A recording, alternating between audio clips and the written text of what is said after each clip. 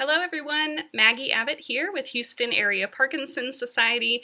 I'm excited to be here today to talk to you about the HAPS 8 County Roadshow.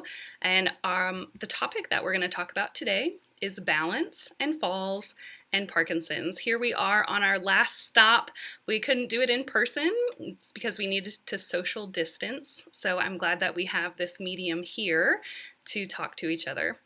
So, thankfully, we have generous underwriters. Encompass Health has been able to give us the funds to allow me to give this talk, but they did not influence anything that I'm going to say to you. A little bit about me. My name is Dr. Maggie Abbott. I'm a physical therapist and have been licensed in Texas since 2010. I work for HAPS as the Director of Outreach, and I'm involved on the local and national levels in the physical therapy world. Notice about disclosures, disclaimers, exercise at your own risk. Today is mostly going to be sitting down, but I do offer us an opportunity to get up and move. Know that you need to make sure that you're safe and comfortable to do what I'm asking if you choose to participate, and that I do work full-time for HAPS. HAPS, or Houston Area Parkinsons Society, if you're not familiar, is a local nonprofit.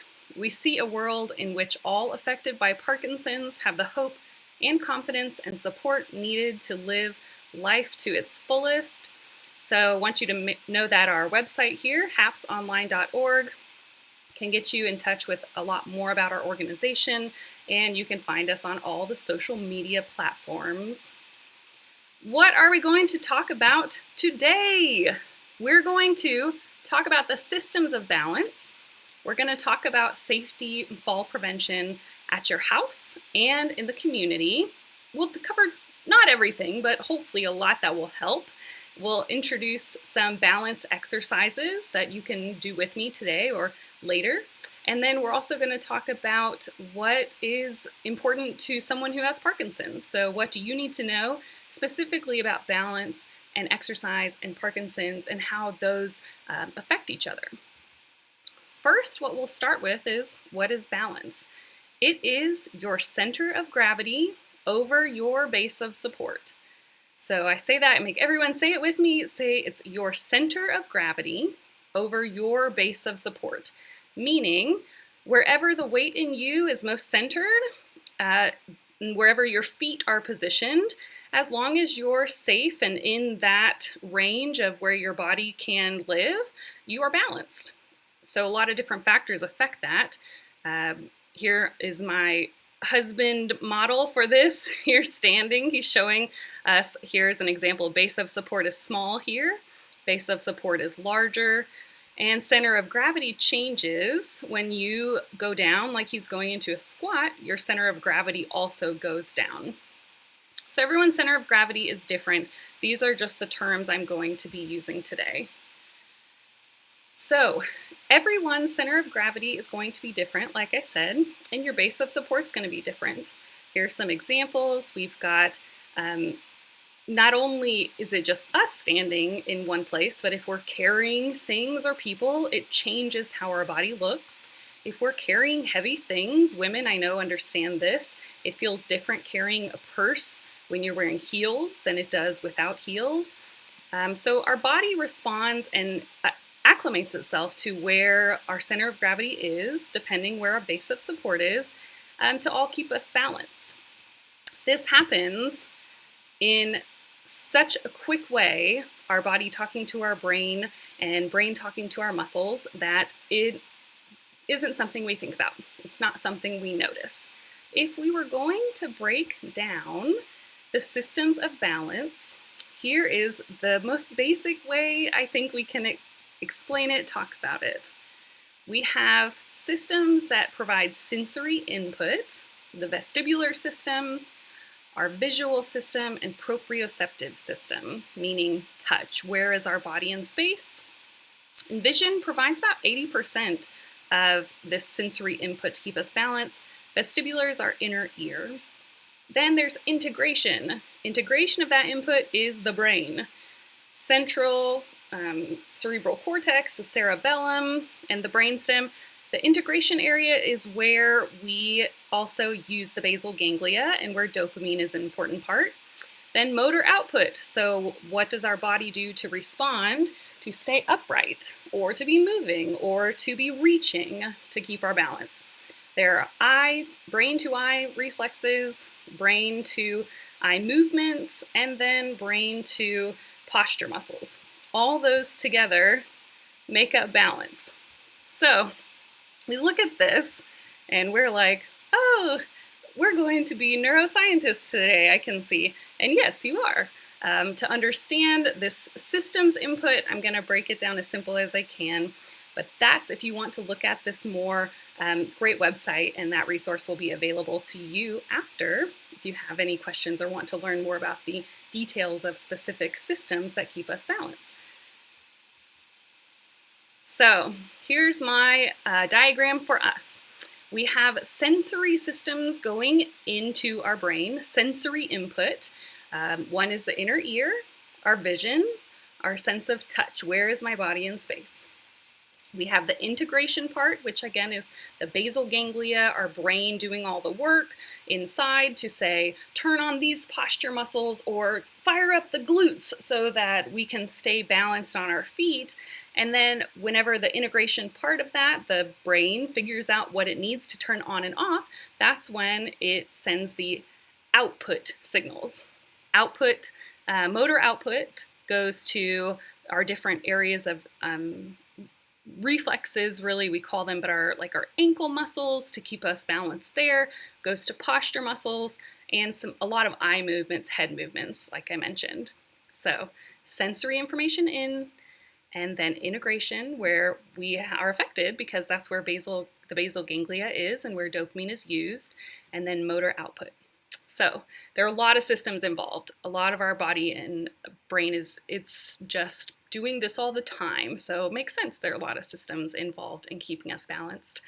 To talk about this output side of things, that's the thing we notice and the thing we can work on, because it's something that even if your balance has gotten worse over the years, or if your Parkinson's has affected your balance, we can exercise and do movements and practice either on your own or with the guidance of therapists to promote neuroplasticity, change the brain, and we can also help affect our sensory input by knowing what shoes to wear, what to do about our vision.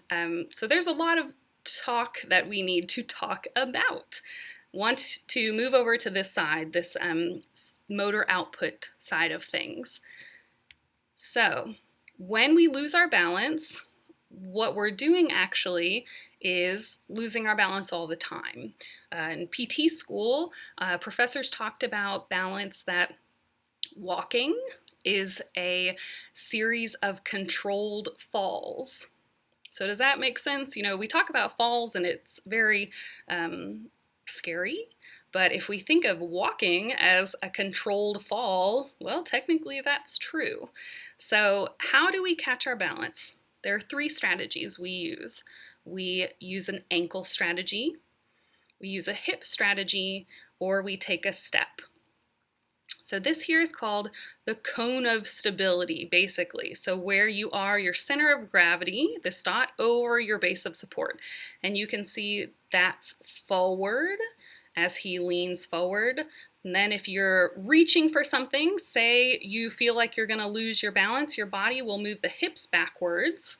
Then if you need to go outside of your center of gravity, your body will take a step. The step strategy is something that gets damper over time. The hip strategy is something that we almost lose as we age because of tightness in our hips. And we don't practice this necessarily, but we will, and now learning about it will help you improve this strategy. And the ankle strategy can be difficult to work on or know about because we're using the gastroc muscles back here, anterior tibialis right there. So that's the ankle, hip, and step. I want you to remember that. So we have sensory information in, the integration part, and these are the ways our body kind of respond. Besides the posture muscles, these are the things we see our body do as we keep our balance. So, what happens with Parkinson's disease? Our center of gravity, so where your body is, it's usually a little bit more forward because the back will become more rounded or the head will become forward. So instead of having shoulders over hips, over feet, we will have shoulders and head a little bit in front of everything else. So our natural center of gravity will shift, making it harder to keep that balance right in the middle. Our base of support sometimes changes. Instead of having our feet in this under the hip kind of spaced out way, the body will end up putting feet together. And our brain with Parkinson's thinks that feet together is actually feet apart sometimes. So the base of support usually is smaller. When it's a smaller base of support, that means we have less wiggle room in that cone of stability, so more opportunities that our brain has to work on balance all the time, just more challenging for those systems to work together.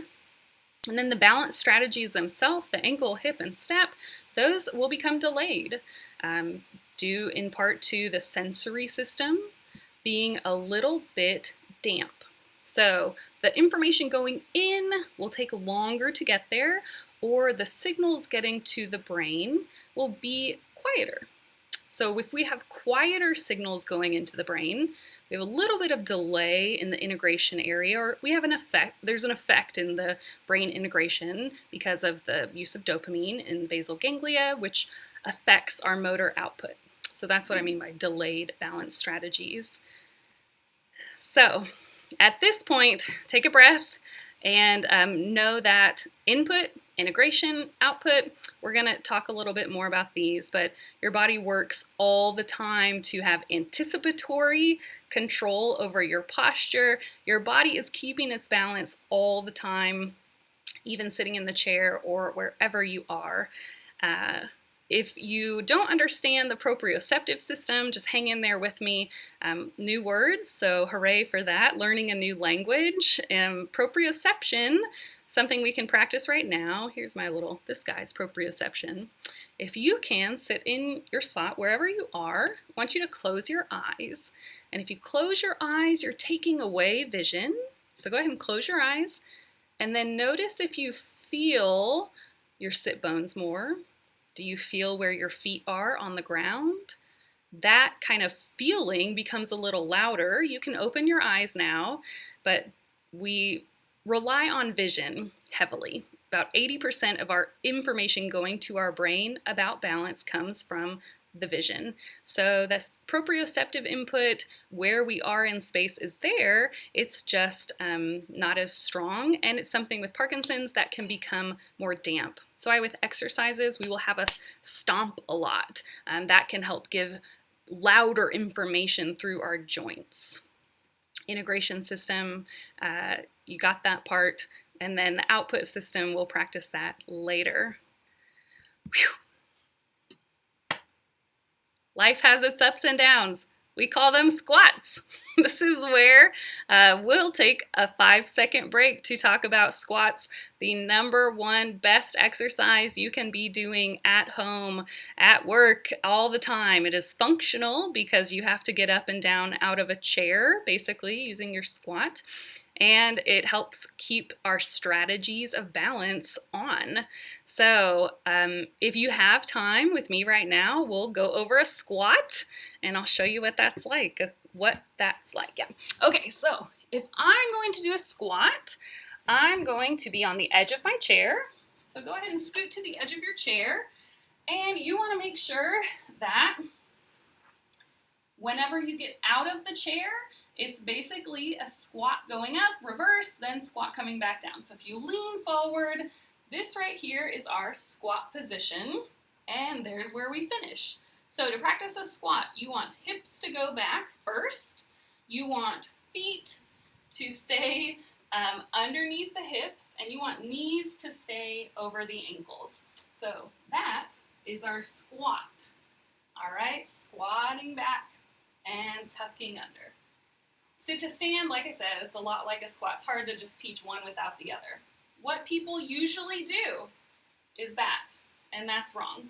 A squat needs to be hips come back, your spine stays elongated, and you slowly will lower down to sit in your chair. Squat, the best exercise we can be doing. Okay, good workout break. So, next thing we're going to do is talk about what we're going to talk about more. So, we've talked about the systems of balance: vision, inner ear, the proprioceptive systems going up, and then we have our strategies keeping us balanced going down: the ankle strategy, hip strategy, stepping strategy. So let's talk about safety and fall prevention, things that we can have, we can notice around the house and community. It is raining. Did you just hear that? Thunder. So, good squat. All right, so in our home, there are certain things that we can't change about our house. There are certain things we can change. So I would just want you to be aware of important areas in the home that you can notice or be more aware of. Those are the same words, but I want you to learn about what are the things you need to look out for balance. First one, we can't change that our doors have a lip or a step to go up. So that in itself is going to be working on our balance. Also, the different floors we have going from concrete to tile or tile to carpet, those also make balance difficult. We have our garage areas, or typically there's a lip back there, and this can make balance a challenge. If you've noticed, getting groceries out of the car, you've got to be mindful of carrying things as well as your surface is not totally stable. It's another area. These recommendations are also for everyone, not just Parkinson's. So safety at the home. This is a therapist's worst nightmare, right? Seeing shoes that are slippers and a rug on your floor. Oh my. Why do we not like slippers? Because their base is typically very slippery, haha. And because if you have a mule shoe or a slip-on, it is so easy for you to try to step one way, your foot steps out of the shoe, and then you go down. Having a slipper that fits your foot is possible. They exist. Walmart, Target, LL Bean, moccasin shoe, one that has a rubber base to it, and one that fits your foot well. Why do we say these things? I personally have had a lot of experience working with people who've come to the hospital with a broken hip because they tripped out of their slipper or tripped on a rug or tripped in a small space. So all these things do happen, and you have the choice to buy a certain type of slipper or not. This also goes for well-fitting shoes, right? Slippers, you also don't want to have thongs or flip-flops. Okay, this picture here, what we're looking at is the setup of someone's living room. So there are challenges where sometimes we think we can't change the setup of our house. This area here is highlighted because a lot of us will keep the space between our coffee table and our couches or chairs very narrow and very close. People need to evolve and change. You need to be aware that you need more room around your couch to stand up. Sometimes folks will be pulling on those coffee tables to get up, pulling themselves up to the edge of the chair or pulling yourself up. But for someone with Parkinson's, those narrow spaces can be hard for the brain to kind of figure out. It can cause freezing sometimes. And if you're using something like a coffee table to stand up, you're definitely not using your legs. So just be mindful that we do have a choice to take our rugs up. We have a choice to pick a smaller coffee table or have a more open environment, which is more helpful for our systems to get better information in. So This also includes clutter, right? If you have more open, wider spaces at home, in your hallways or in your living rooms, it's just easier for the vision, it's easier for the brain to take in what's around you, making it then easier to have balance as we move around our environment. Why rugs? Because we can trip on them, plain and simple. Even with the best rug, what are they? The rug like mats that go underneath or between your floor and the rug. It's the edges. When the edges are curled up, that's when we will trip on them. Reason number one, because when we're older, we do not pull our toes up as high to step, so it's easier for the toe to get caught on the edge of that rug. And secondly, if we have an assistive device of some kind, sure, we get the front feet of the assistive device over it, but the back will get caught, making it a challenge right there that you don't necessarily have to have. So we recommend you take away rugs, also being mindful that if you live in a house or are somewhere with tile, that you do not have slippery surfaces. So for example, we all, or some of us, will drop that dreaded ice cube on the floor. Do you pick it up right away or do you leave it there?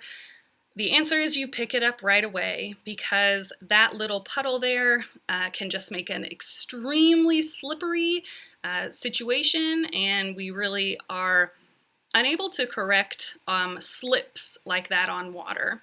So if you do live somewhere, or you're visiting, or between where we visit in our homes, you don't want that rug in front of your refrigerator, but you also want to be mindful that you have towels where you can throw them on the ground and clean up there, or have someone else do that if you're not ready or not comfortable leaning down. Same thing by the front door, the garage door, back door, and your bathroom.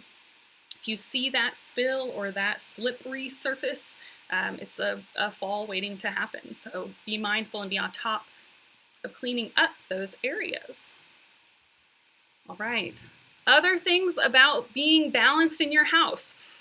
So when do you know it's time to work on leg strength? Why am I showing a picture of a bathroom when I'm talking about that? I'll tell you, because whenever we're getting up off the toilet, if you find yourself holding on or hoisting yourself up, holding on to the cabinet, hoisting yourself up, holding on to, God forbid, the toilet paper roll, but really people will use the sides of their walls to help them get up and get out of that sitting position, well, you know that you've lost strength and it's time to work on squats, or it's time to work on building some leg strength. If we don't have the strength to do that, and we're relying more on our arms, those surfaces in the bathroom, unless it's a grab bar, it's not a safe surface to pull yourself up on. No matter if you've done it 100 million times, pulling yourself up on that cabinet one time, there will be water there and it will be slippery. If it's time to get a grab bar, that's something I want you to consider. So be mindful of how you're moving now, and is a grab bar or some kind of modification in the bathroom something that's time to look into. Along with the bathroom, this is a little different, right? Here's a tub, and what I'll ask people is, well, do you have any grab bars in the bathroom? And they'll say yes, but in fact, this is their grab bar. So when I ask people, well, what is it that you're holding on to? Oh, I hold on to the wall when I'm getting in the tub, or I've got the shower rack right there. It's been fine. Same thing. I've worked with folks who that one time becomes their time that the shower rack, what are those? Towel racks. The towel rack does not stay in place. So in the bathroom especially, be mindful of how you're moving now. And if you want to look into more information about changing bathroom setup, there are occupational therapists, home health therapists, building specialists who can help you do those things. Night lights. So because vision is such an important part of giving information to our brain about balance, it's really important we have night lights around the house in the spaces we're going to walk. So especially in the bathroom, they also make lights in your lamps that can come on automatically. Smart lights now, we can talk to them. If you're making frequent trips to the bathroom in the evenings, night lights are important. What's also important is that you choose one that's going to help you. I would recommend night lights like this, where it's going to turn down and illuminate the floor, rather than maybe one like this that illuminates the wall. If you're walking into a dark space, our brain is trying to figure out where's the floor. So if we're illuminating the wall, that's not helping to give our brain quicker, more accurate information about where the floor is. So have night lights that light up the floor, and don't, if it's time to get some new ones, get some new ones. We're hanging out in the bathroom for so long because it's the highest, most riskiest place to have a fall. It's where people fall the most. It's also where we need to make changes to stay safe and stay independent in our homes. It's also the place that Medicare does not cover any of this type of equipment or safety equipment. So expenses are on our own, but they're important to be mindful of. So here we are at the shower again. Bath mat. So I know that we all are going to have a bath mat, right? To be safe in the shower, I'm saying get rid of all your rugs, but I know we need to have a bath mat because you don't want to get out of the tub wet. I know that.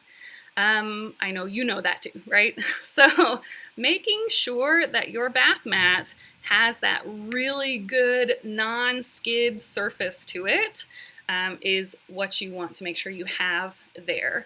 So how do you know if you have a bath mat? If it's 20 years old, it's probably time to get a new one. What you need to do is go check your mat by stepping down on it and really put your heel down and push it as if you were going to get your whole body weight onto that and have a, make like a trial. Not you're going to push it so hard you fall down practicing, but give it a push. If you put your heel on the bath mat and it moves and flies across the bathroom, well, it's time to get one that is better. Sometimes I'm talking all of us, right? We buy the bath mats that have the sticky surface on the bottom, which are not actually sticky. So just check it out. Check out how that works. And then, it's $20 at the most for a new one that has a much stickier, stronger surface. They get better and better every year. These are little things to add or be mindful of that you can change to make your shower surface a little bit more safe, adding tread so that, rough surface where you have a little bit more tread in your shower, they make strips like this, and they also make circles. You can buy them at Lowe's or Home Depot, but these strips you can cut, you can put them around your drain. It's not something, because you don't want to have a bath mat in there. Bath mats can get just as slippery, but if you have a well-sticking tread on the bottom of your shower floor or the bathtub shower floor, that's going to, give better proprioceptive information into your brain. The brain's going to feel that rough surface and notice it. So all of a sudden, we can have a better idea or get more stronger information up to the brain. These treads are good. They're not perfect, but if you're looking for something to help make your fall risk, to reduce your fall risk, this is something you might consider. All these you might consider. If you are at the point where you have started to get some assistive devices in the bathroom, they're not all made equal. Some are better than others. We could talk about this for a whole presentation, and it may feel like that's what we're doing, but I want you to be mindful. If you have a tub, remember, you're not just holding on to the wall. You need to have that good installed properly by a handyman onto the whatever those parts of the walls are called that has the well, not the drywall. Oh man. So you want to have your handrails properly installed. Just forget I had all that mumbling there. And you want to make sure that if you're using this kind of chair in the tub or one that's wobbly, that's not going to do you any good. If you have a tub shower, you need to be looking for something like this, which is a shower transfer bench or tub transfer bench. And it's going to be you sit on the outside. You can lift your legs up and over, and then you scoot over. Also, these kinds of chairs that are in the bathroom, say if you have a shower chair, they make ones with handles, and they also make ones that will last longer and are more sturdy. If you push on it, it won't fall over. You want to buy what you can, best you can, the earliest you buy it. You don't want to buy the lower, more rickety option, even though it's a shower chair. You want to buy one that can last you. Okay, so back to places in the house. The bedroom. Beds, we know, are all different. What do we need to know about beds? Oh, pardon me. It's important that you are sleeping in a bed that you can get in and out of. So a lot of us, or, raise your hand if this is you. When you put your feet on the floor, are you practically standing up because your bed is so high? Do you need to climb onto your mattress to lay down? Maybe yes, maybe no. It's important you realize that every time you're going to get out of your bed, if your bed is too high, then it's just a risk. So I'm going to show you kind of Goldilocks style. Here we've got one guy, his bed is pretty low. Knees are above his hips, right? So that just means it's going to take a lot of force for him, a lot of strength for him to get up. This guy, you can tell his bed is really high because his legs are dangling. Knees are, you just tell he's sitting on the edge, right? And here is just right. Look how happy he is because this nice angle, I know that his feet are on the floor. We've got hips in line with the knees, and I just know that this guy is going to have the least amount of risk of having a fall getting in and out of bed. So if you need to take away your poster bed and find a shorter surface for your bed to live on, there are lots of options out there now. Just know that that's a risky area, getting in and out of bed. Making sure that you wear your glasses. If you wear your bifocals or trifocals, make sure you bring them with you as you're walking between different surfaces, from carpet to tile or up and down stairs. And also take them off if you need to take them off while you walk downstairs. I know a lot of people have trouble leaving their bifocals on. They're not getting accurate visual information in and can slip or trip going downstairs. So wear your glasses. Or don't wear them, right? Speaking of stairs, we know we should be using a handrail, right? There are all sorts of different situations we can find ourselves in. We made it all the way down, and look, 3 giant steps more to get down the step.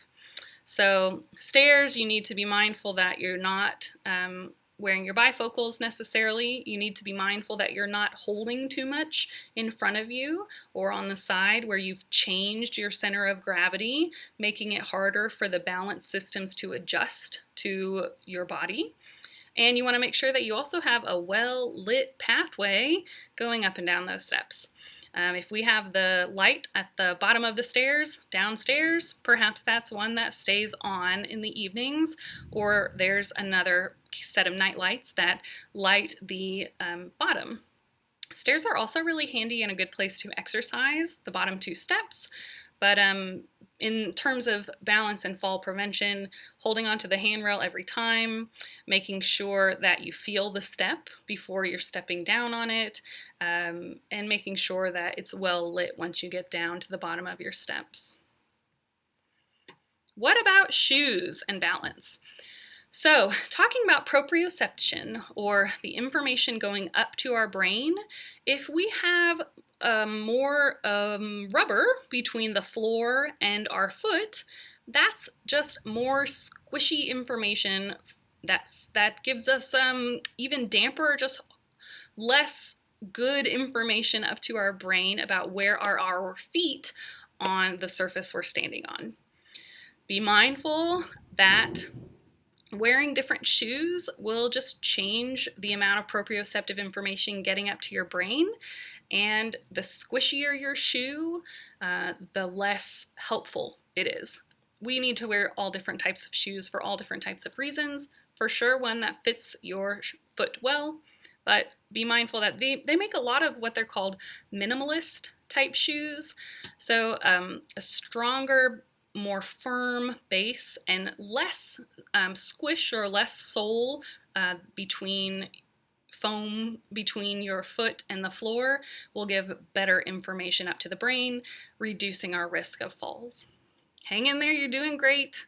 When it comes up to shoes, last thing about shoes is elastic shoelaces. They are awesome. Make a ton of different types. This is a screenshot I took from Amazon. You can have shoelaces that go up and down with a little thingamabob. You can have shoelaces that you just tie once and they can open up. You have shoelaces that are really just a piece of rubber between each of those holes or the eyes. So they make a ton of different types of elastic shoelaces. This can be helpful, one, because I don't want you to wear a shoe that is too big because you don't want to tie and untie your shoe. You want a shoe that fits your foot. I also don't want you to worry about bending down too much and then coming up. So I want you to be able to put your shoe on with your leg across your other leg, if you can.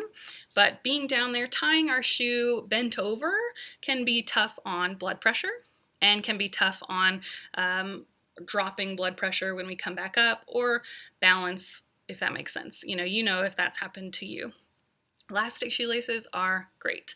It's kind of going into how can we modify some of our environments. So there's one. All right, let's jump into something different.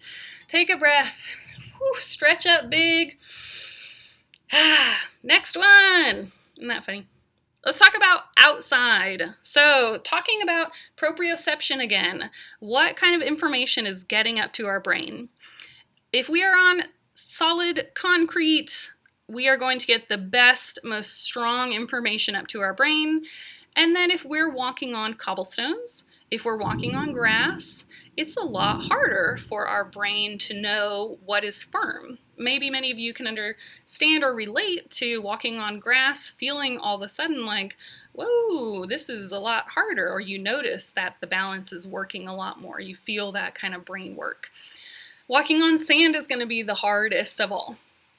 So go to Galveston when we're down there ever, just mindful of those things. Other things about the environment that we cannot change. We cannot change where there are handrails. We can't change where there are ramps. They should be in places that we can get to them.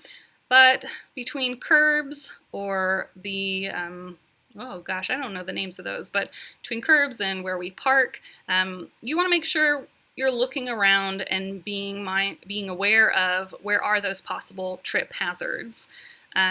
So right here, if you have the choice to walk up the ramp, you should do that rather than stepping in the middle. And some folks will hold on right here to these poles as they step up, and that's fine. What's not okay is if you find yourself pulling yourself up on a pole like that. So if you're nervous about getting up and down on curbs in an environment like this, then there's your sign that it's time for some physical therapy. Time to work on that balance, to work on your strength, and those won't be as big of a problem.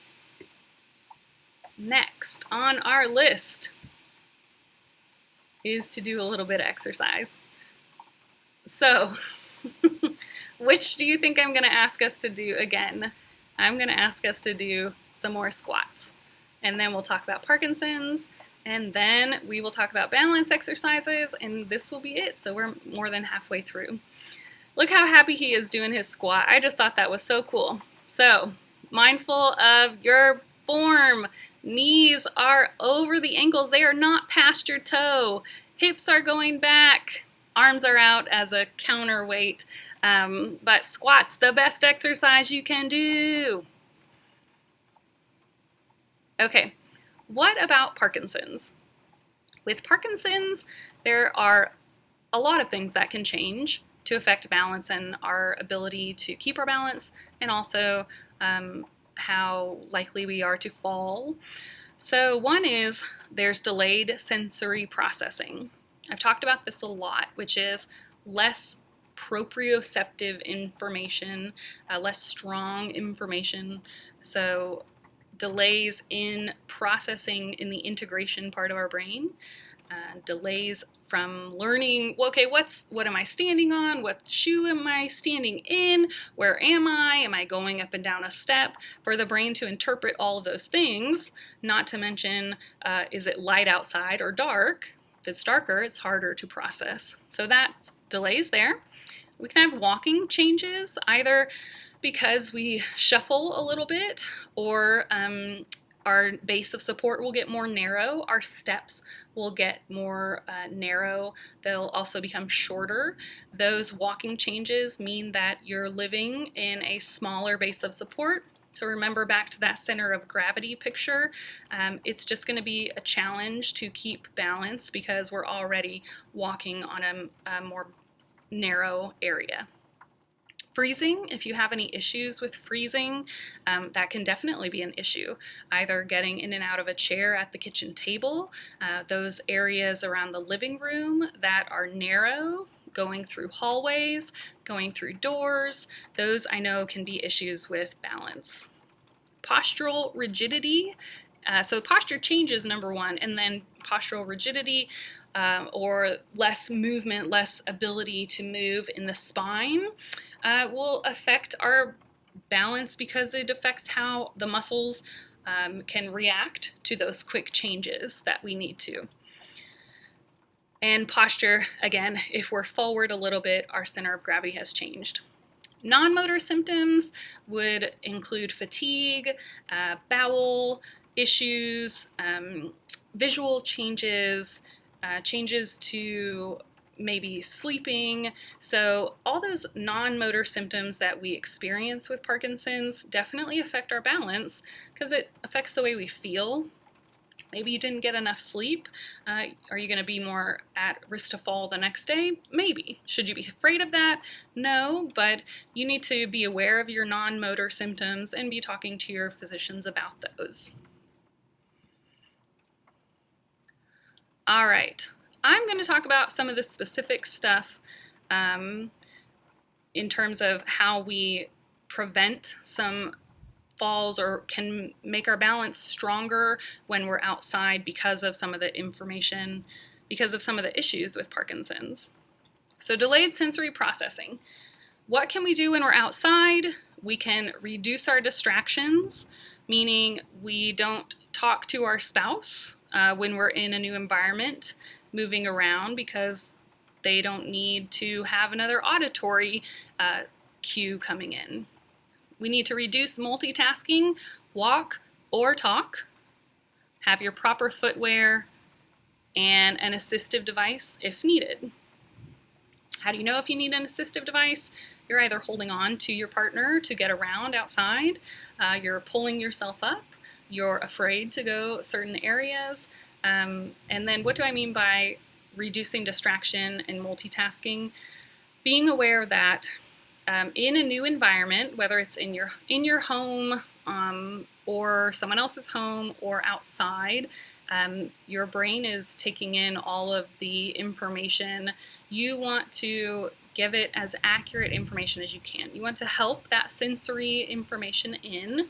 So using your vision to scan around, check out how you would get from point A to B, making sure you notice if there are rugs, if your shoes are, if you don't have your proper shoes on, either getting someone to change them. You know, there are all those all the things we can do for increased sensory input, stomping before we stand up. That can help with that delayed sensory processing.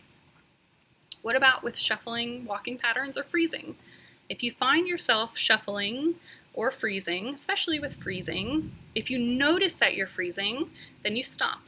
Put your heels down, get big, take a deep breath. That deep breath can fill up our cortex, and it can sometimes kind of give our brain an ability to get those neurons firing in the right ways again. If you're having issues getting from point A to B, and it's the same thing all the time, it's the same curve around the hallway, or if it's the same doorway every time, stop, notice, talk to yourself, coach yourself through that area, and walk big. So tell yourself, big step, move with intention.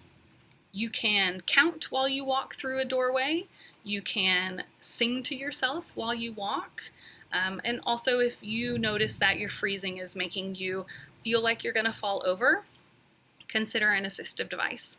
We know that our walking pattern with Parkinson's can improve. That step length can get longer if you're using a rollator, a four-wheeled rolling walker. So that's interesting, right?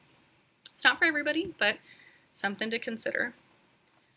So since our body will get stiff, what can we do to reduce that rigidity we get? When you sit down, don't sit down more than 45 minutes. Set a timer if you have to. We know timers to take our medicines, so we can use timers to not sit down for 4 hours at a time. Before you're going to get up out of a chair, doing some rotation movement can help break up some of that stiffness. And also making sure that when you're standing, that you have a wider base of support.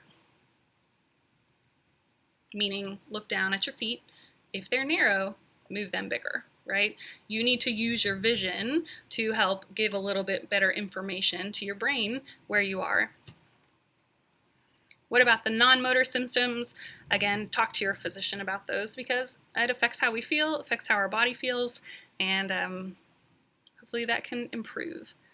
What are the exercises that we can do to work on balance? 3 exercises for the 3 strategies: ankle strategy, hip strategy, step strategy. To work on getting those balance reactions better, we practice getting ourselves a little off balance and keeping the balance. Ankle and hip you can do by yourself. Stepping strategy practice is something I'd recommend you do. Well, really all of them I'd recommend you do with under the guidance of a physical therapist, because then we can safely challenge you to practice keeping or practice that disturbing your balance to make your reactions stronger. So if you're ready to, if you'd like to stand up, you can practice these. The ankle sway. Swaying at the ankles back and forth. It's going to wake up your proprioceptive system, but that's also that first exercise for balance. Standing on your feet, getting them wide, and then move back to your heels, front to your toes. Don't let anything else move. You're moving just like a pencil, straight forward and back. Okay, you practice that. What's the next one? Reaching is the next one we can practice. So reaching forward, meaning you're going to have that break at your hips so that you reach outside of your base of support. You can do this in your kitchen, getting the dishes up and down. You can use tape like I've done here, or you can just practice that reach to feel that hip strategy. So if you'd like to practice that one, please do. You'd be standing up, take an arm, reach a little bit forward, and then come back. Reach a little bit forward, and then come back. So notice when your hips are starting to break or move. Finally, the stepping strategy. The way we get stronger at this is practicing stepping or catching our balance in different ways. Here I have an example of both of these reaching and stepping videos. Pictures are examples of videos that I've made to practice these balance strategies. This is using more clock face so that we can step in different directions forward and across, straight forward, back and across. We don't know how our body's going to fall. So we need to essentially practice taking steps in all those different directions so that the body's had a chance to do those steps successfully, not while we're falling over. That makes sense. Again, working with a PT would be the best way to do this. We are the experts in helping you do that type of work and want to help you do that. If you want to practice exercising with squats or any of these balance activities I've shown you, head to the HAPS Facebook page. Head to our website, hapsonline.org, and you can find videos of these. You can also find us on YouTube. So we've talked a lot about how Parkinson's affects the input, integration area, the output. What are some things we can do related to Parkinson's that can help us? I've touched a little bit on this, but let's talk about it some more. First, you can make sure you get your eyes checked. I know you do. You can make sure you get them checked and discuss any issues you're having, because vision is our biggest system that helps us keep our balance. Along those lines, make sure you get all your yearly checkups. Also, getting a physical exam to know, even like a yearly checkup by a physical therapist is a great idea, because we can find changes to your strength. Things like if you notice between your annual checkups or between checkups with your neurologist, if you're finding it harder to get in and out of somewhere, on and off your bed, on and off the couch, if you notice changes to your walking, call your physician, talk to them about it, and so keep up with those doctor's appointments. Also, follow the recommendations that your physicians suggest. If they're suggesting that you walk, you need to walk. If they're telling you you need to exercise, you need to exercise. So those things can be tough to do, but they are doable. When it comes to balance, when we practice the exercises, it definitely makes changes to our brain in a positive way. Reinforces the strategies that we have, helps us get a better picture of how our body is moving, better sensory information in. If we practice balance, the integration gets better, we can get better motor output. How about when we're turning, especially with freezing? If you have any issues with that, you want to make sure you're not taking sharp turns to turn right or left, or if you're trying to turn around, you want to take a wide U-turn. So instead of having any kind of sharp or stopping to move sideways, that's going to be harder for the brain to change that way, or really to give us that repetitive motor pathway information to keep us on our feet. If you want to prevent some freezing, take a big U-turn or a big wide turn around your hallway to keep that step, step, step, step. Talking to yourself, counting to yourself, singing to yourself. Those wider turns can help keep you with a bigger base of support, so less chance for your feet to get caught, and can just keep you walking more fluidly. What else can we do when it comes to stairs? That picture of stairs that you saw, the marble staircase, they make tread, not just for the bathroom, you know this. I know we can buy, and this is Amazon too, tread that is clear, tread that is tape, that is made for a stair. I know not all of us want to just put these on our stairs. Even having the stairs painted different colors can help give our brain more accurate information, but the tread will help. It will hold your foot.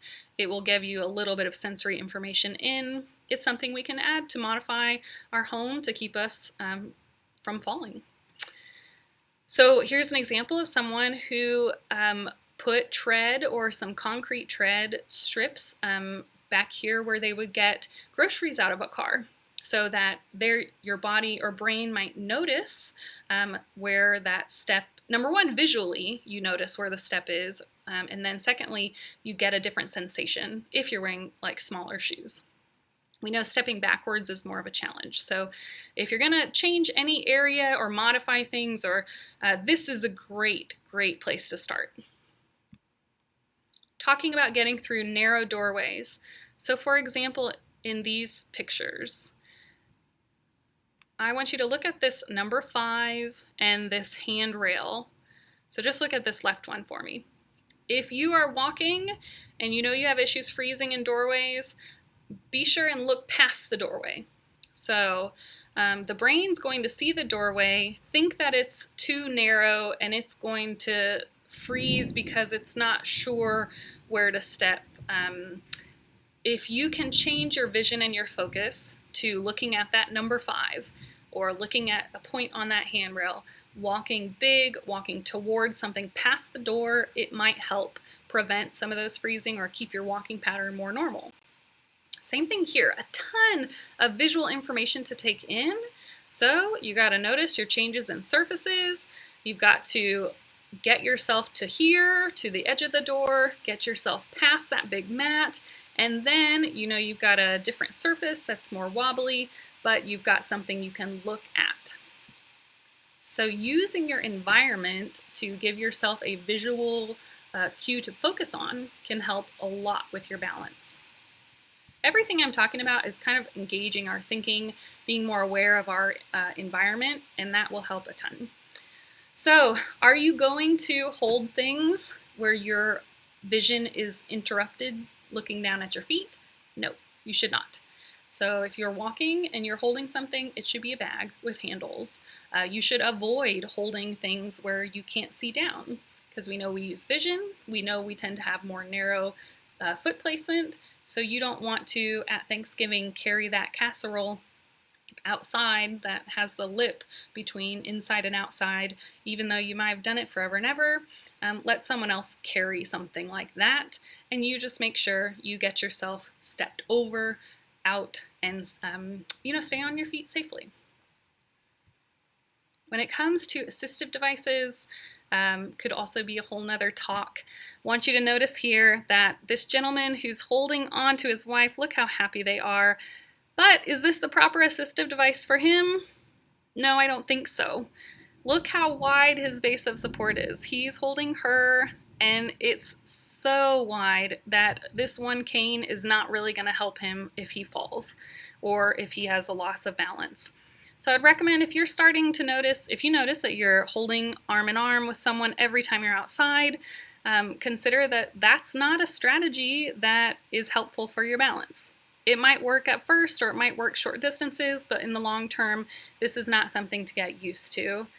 Here, when it comes to using your assistive devices, you also want to make sure that you're standing close enough to them so that your arms should have a bend to them. He's a little too far back. I'd recommend feet were more in line with this back wheel, so your posture is more up. You're pushing the walker as a unit. Another type of assistive device we can use if you're not ready for a walker is walking poles, like Nordic walking. Those can be great because it's going to widen your base of support, going to help you exercise. So if you need an assistive device to help you continue to exercise safely, well, that's what they're there for. Assistive devices are there to keep your walking looking good, not to change the way you walk, but to keep you walking and keep those motor patterns strong. So Nordic walking poles, look into them. We really don't see them much. All right, we talked a lot. This is it. I want you to be aware that the CDC has some excellent resources on fall prevention. How do you prevent falls, keep your home safe? Tons of brochures with really helpful information, checking for safety in your home, and also a mobility plan, which I would really recommend that you talk about with your family. I want to say a big thank you to all of you for listening. Thank you for coming to this 8-county roadshow. I know that you are on top of this information now, or maybe you're going cross-eyed. Either way, I'm really thankful that you were here with me to talk about this important topic. Thank you to Encompass Health for underwriting this project we have here. And thank you from Houston Area Parkinsons Society and me. If you have any questions on anything we talked about, from systems of balance to home safety, fall prevention, exercises you can do, or anything else, please let me know. Questions can be emailed to education@hapsonline.org. Thanks for your time, and I'll see you again.